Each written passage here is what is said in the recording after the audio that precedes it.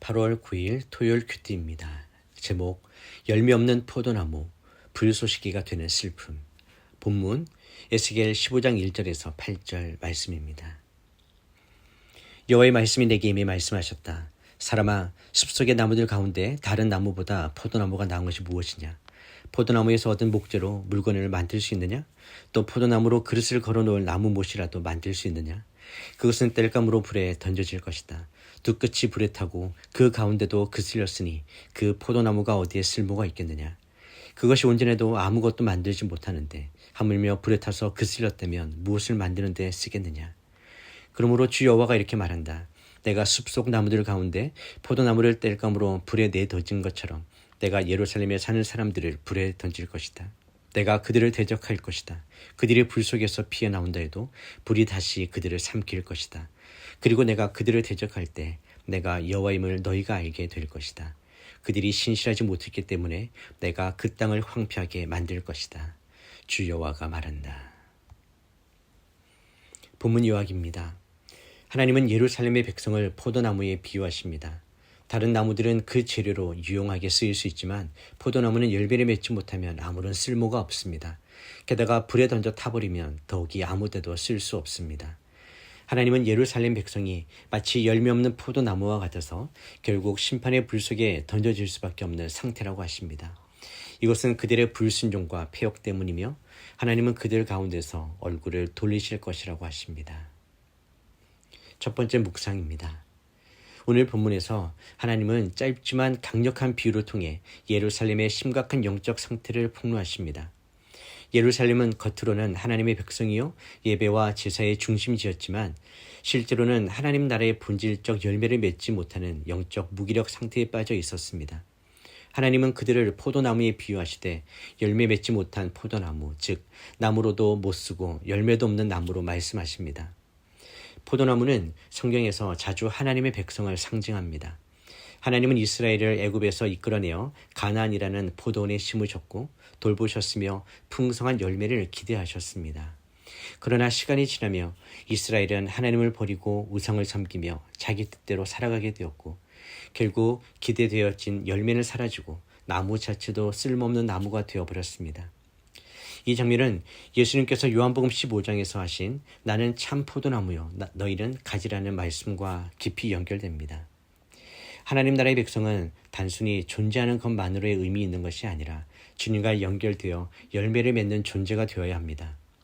예수님은 열매를 맺지 않는 가지는 아버지께서 제거하신다고 경고하셨습니다. 바로 그 열매란 사랑, 회개, 순종, 성령의 열매, 그리고 이웃을 위한 희생과 선한 영향력 등을 포함합니다. 하나님 나라의 백성은 하나님의 성품과 사역에 동참함으로써 그 정체성을 유지하는 존재입니다. 오늘날 우리 교회, 나의 삶도 같은 질문을 받을 수 있습니다. 나는 하나님이 기대하신 열매를 맺고 있는가? 내가 예수님 안에 거하고 있는가? 열매 없는 신앙은 결국 하나님의 심판 아래 놓일 수밖에 없습니다.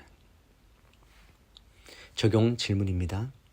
나는 하나님께서 기대하신 열매를 맺고 있는 삶을 살고 있습니까? 내 신앙이 외형만 남고 본질은 사라진 채 존재의 습관에만 머물고 있지는 않습니까? 두 번째 묵상입니다. 본문의 또 다른 핵심은 불쏘시개가 되는 포도나무라는 비유입니다.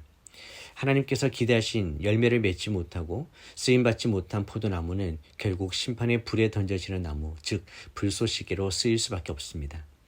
이것은 매우 충격적이고 안타까운 운명입니다. 생명을 나누고 풍성하게 할 수 있었던 존재가 도리어 아무것도 할 수 없는 채로 태워져 버리는 운명이니까요.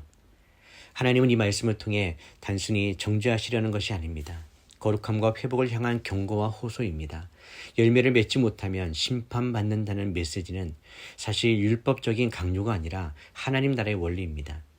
하나님께서 우리를 부르신 이유는 단순히 구원받는 데 그치지 않고 예수님의 생명과 성품을 이 땅 가운데 드러내는 삶, 즉 하나님 나라의 복음의 확정을 위한 삶을 살아가게 하시려는 것입니다.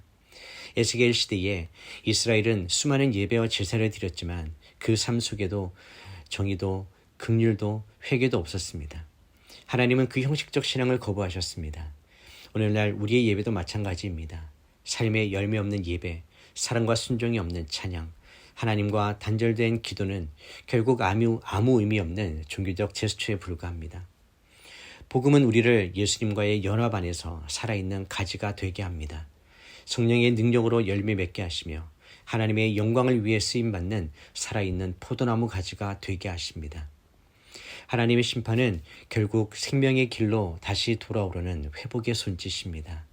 우리가 이 경고 앞에서 회개로 반응할 때 하나님은 다시금 우리를 열매 맺는 가지로 회복시켜 주십니다. 적용 질문입니다.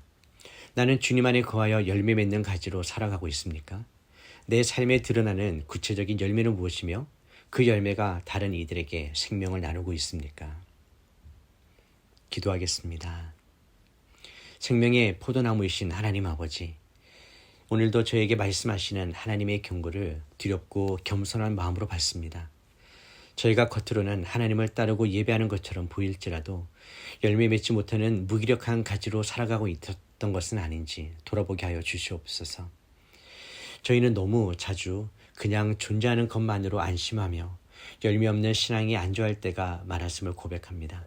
종교적 습관은 남았지만 하나님과의 생명력 있는 연결은 끊어져 있었고 주님의 성품과 사명을 드러내는 삶은 점점 사라져 갔습니다.